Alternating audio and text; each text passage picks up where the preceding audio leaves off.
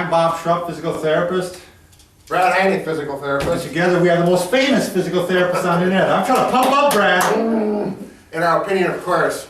Bob, the topic today is shoes. Right. And how do you know when you go to the store and there's 400 shoes to pick from, you get the right shoe. You get the prettiest shoe, you get the most expensive shoe. Are you a walker, are you a runner? Talking about athletic shoes here, Brad, right? Right, pretty much. But walking, Right. as an athlete for, it's people 40 and over. Exactly. Running's not And if you are 40 and over, you're going to want to subscribe to our channel because we are providing videos for people who are trying to stay healthy and fit from 40 and on. So, Exactly. all right, let's go to it, Brad. And this is a real critical part of staying healthy, is keeping your feet healthy. Oh, yes, as you Whatever get older, you do. you'll understand this. So what we're going to do is break this down into the three basic types of shoes. Walking shoes and running shoes. There's three basic types, and there's three basic types of feet. And it just so happens we have the three shoes. Right, among us, well, with the 3 shoes and the 3 feet. Right. Well, 6 feet. Okay, the three basic feet are, you've heard of people say they're flat-footed. That's called a pronator. Okay, then a person that has a regular arch, and we're going to have some real live examples of this. That's just a normal arch, and that goes for a stability shoe. And then someone that has a high arch, and that's called a supinator, yeah. With technical jargon, which we don't want to get into that too much, but that's someone with a high arch, and they make shoes for each one of those. And let's get to the feet first. We got some feet exposed here. Bob has a high arch, he's a supinator. I have a normal arch, and Nancy has a flat foot or a pronated arch. So let's, can you zoom down to here, Nancy? Let's take a close look at this foot. Not too close here. Okay. Can you see this? Right here is your arch naturally. You can see, Bob, I can easily get 2 fingers in there, and this is a high arch. And so with a high arch, I am going to actually, my foot's going to pound a little more. It's not dispersing the stresses like it should. Yeah. So I need a shoe that's going to be well cushioned. Yeah, more cushion with a high arch. Okay, then we go to the average, or there really is not a technical name for the average arch. No. But mine is more average. Mine is a little high, but It collapses a little bit. Yeah, I see that. yeah. Now when I put weight, you can see it. Can you zoom right in there close? But there's easily room for a finger there. Right. Maybe not 2 fingers, but there's definitely room for a finger. Yeah. Now, I do have a little bit of an arch support I like, and you can see when I come forward in my running gait, it collapses here. So I like a little bit of a support there, not too much.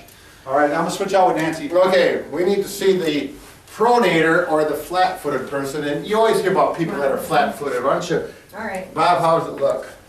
You get right in there? Looks good. Okay, so right here, you can see I can barely get a finger in there. Now, if she puts weight on that foot, it flattens out even more. And There we go. That's what we want to see. True see. flat-footed. Now it's starting to flatten Good out. example. So if your foot looks like that, you're a pronator or a flat-footed person.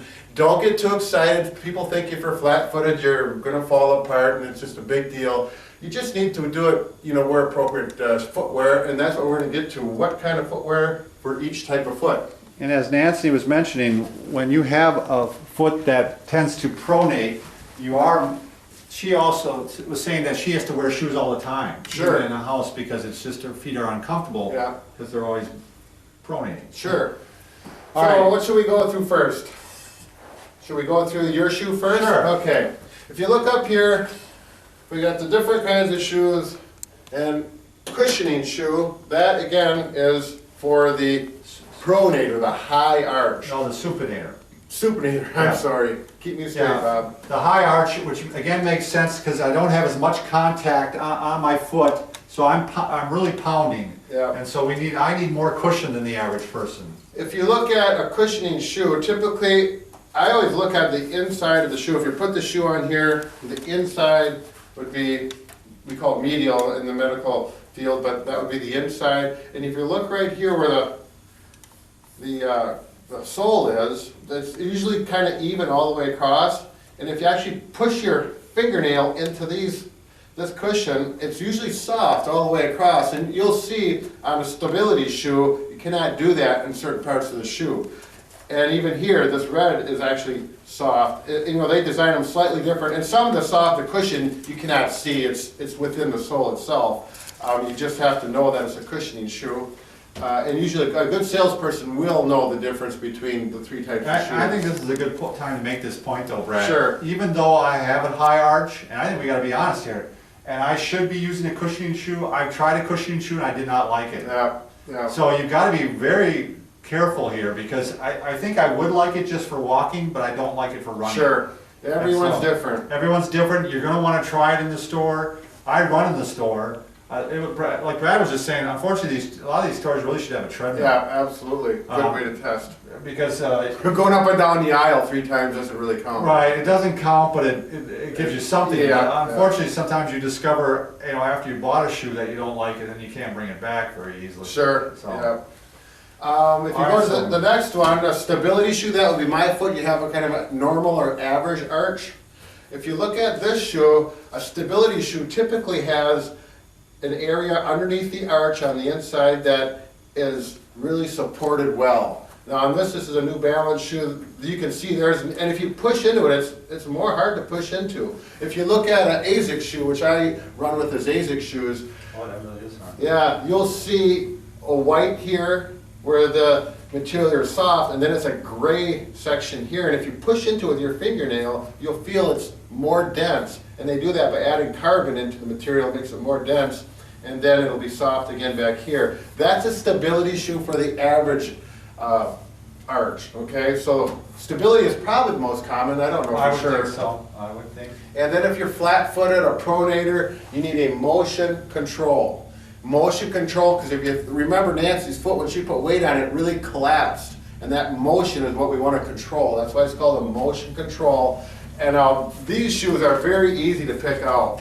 If you see someone and this inside sole area is very thick, if you compare all 3 of these, it's thinner, a little thicker, and then you get a real thick area here. And if I take this shoe and I try to twist it like this and bend it, from here back, it's very rigid. If you go to the cushioning shoe, you can actually twist it, not near as rigid. And Very dense yeah, transmission you here. try to Wow, push that's it. just solid Yeah, there. it's solid. It really minimizes the motion of the foot. So that's the 3 differences. Again, these are all New Balance. New Balance came out with a new way to number their shoes in the last year, and I really like it. I think I would recommend too, just as you go into that, Brad, but once you find a shoe, quite often people that are runners will tell you, you stick with that shoe. Yeah. I mean, once you find a shoe that you really like. Exactly. And then what's going to happen in about 2 or 3 years, They'll disconnect. they're going to discontinue it for a different style. And actually, New Balance gives a number every time they change a style on that model. They have a number. So this is one. If this number at the end of this is high, if you go to New Balance website, this number system will be explained. It's really handy. I don't want to get into it now. We could do that on another video. Okay. The big point is there's 3 different shoes: pronator, flat foot, average arch, and then the high arch. If you go to talk to a salesperson in a shoe store and you say, I'm a pronator, can you give me the right shoe? They should know exactly what you're talking about. If they don't, they're probably not. Probably want to go to a different store. Yeah, or another sales rep. Right. So, all right, any questions, Bob? I was just waiting for people to ask a question. It'll freak me out a little bit. Good luck, thanks. You bet.